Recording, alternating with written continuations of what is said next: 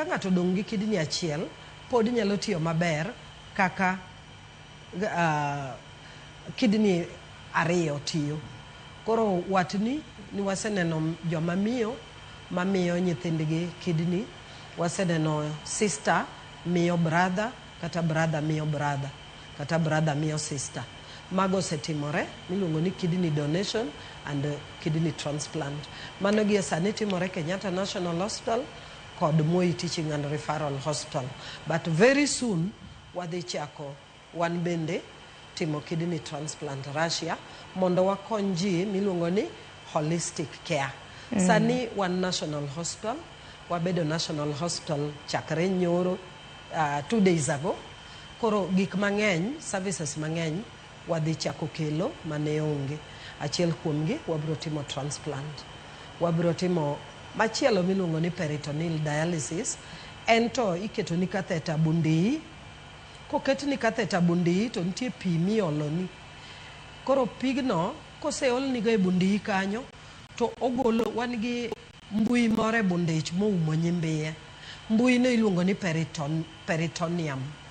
Koro peritoneum koole pigno en special water iloso mana South Africa. Koket pigno e bundi to nitie kaka iolo pigno tibet kode kuom seche ang'wen. Kogol to wuok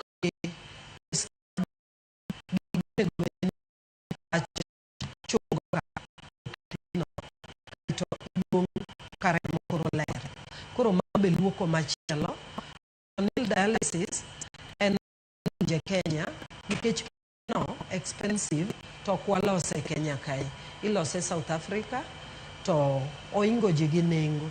Koro emomiyo wadere en one of the best treatment, achiel kuom thieth maber ahinya mar kidney failure to nikech golo remo be nyalo miyo ng'ato infection. Ntiere risk mag golo remo bendo kelo anemia. Anemia en remo ma pungua, remo madok matin. Dialysis en blood wasting. Nitie kaka remo lungore matin mibed gi anemia. Kech wang'eyo ni jok manigi kidney problem ntiere hormone moro e kidney ma kidney golo miluongo ni erythropoietin. Hormone ni en ema odhiye e choke to nyiso choke ni olos remo. Koro hormone ni kidney we gole ka kidney okethore. Nyiroke koro ok gol hormone ni, miyo jok manigi chandruok mar nyarogno gin gionge ga ok gilos remo maber. Iyudo ka loso remo gin gi chandruok mar loso remo. Koro blood transfusion ng'eny kodgi ahinya to wageng'o ma nikech hormone ni wachiwe kaka injection. Wan kode e yor mar chuopo, en yadh achuoya. Koro ka ng'ato biro manigi chandruok mar kidney, nitiere gik mang'eny ma watimoni mondo idhi mbele gi ngima kawaida. Koro yadhno wachiwo kendo wamiyi yedhe mabeyo be ma boost remo mondo rembi obed makare. To peritoneal dialysis mar keto pi e bondage en gik mang'eny, germs mang'eny ok nyal donje remo. Kech en mana pi mikete bondage tipuko oko to wuok gi germs. Koro ober kabisa lakini oingo wa gi nengo nikech pigni ma special water ni iluongo ni peritoneal fluid, peritoneal dialysis fluid ilose mana South Africa. Importing miyo nengone dhi malo.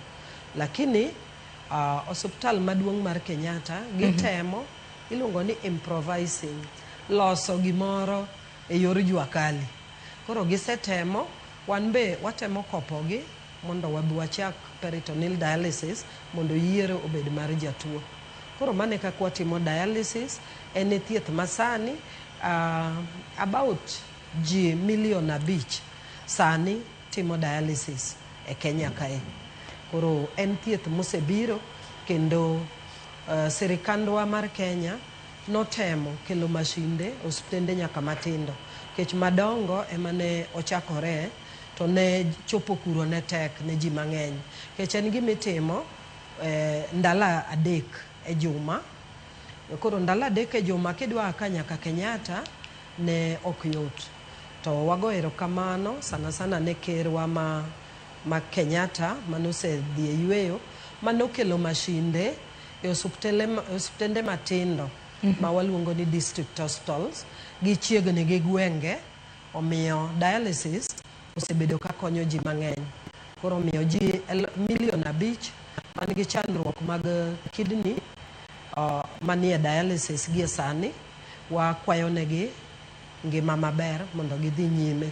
To ka nitiere ng'ama nyalo yudo dona to ber moloyo, nikech biro golie dialysis kendo kidney function biro duogo. Kidney function biro duogo kech kidney ko fail to kelo chandruok mang'eny kuom dhano. Erokamano gi angaika kabisa. Erokamano. Erokamano ahinya Grace Kanye lero makare kendo nyikwa Ramgajwang winji e yo makare ka bende nyakwa Ramgajwang bende wang'eyo Grace ang'eni ka wanwa ka yo matin ka wanwa duogo ibiro bedo kileronwa nengo nikech ywak bende nitiere kaluwore kod nengo mago mag dialysis makamagi kopogre gi mano bende chiemo mowinjore jotuo ma bende koro nitiere koda tuo mar nyarogno nego bende chamo e kinde ma bende timo negi dialysis. Ota neno ka thoth nyakwa Ramgajwang aduogo somogi bang' yo matin.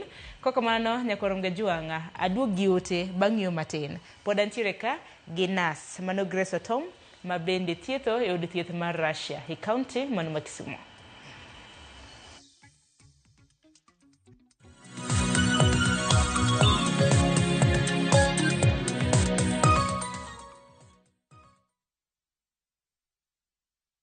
Discover faith, history, and culture with View Travel's Uganda Martyrs Journey from 1st to 4th June 2025. A journey of learning, reflection, and spiritual enrichment. Walk the Martyrs Trail, visit sacred cathedrals, experience Pilgrim Day at Namugongo Shrine, and explore vibrant Kampala. Starting from $925 per person sharing, tailored just for you. With View Travel, pilgrimage yako iko sorted. Book now and lipa pole pole. Visit viewtravel.com or call and WhatsApp 0703 254 254. View Travel.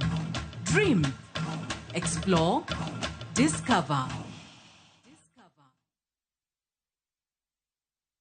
Okinyal wei ma okinyiero. DJ Kapak Selector. Tunapiga. Idwa dhao donge? Idwa gori? Adwa timo ni maandamano maduong' e Kibong'eni ano. Mama ilika polisi timang'o. Ka yieng' tachaga. Ibiro utenda kama ni chaya donge. Dhano otamo Nyasaye. Okate dumba. Jinsia. Macha wich kut bani kelo nwa. Ibiro timo what? Waluong ne polis.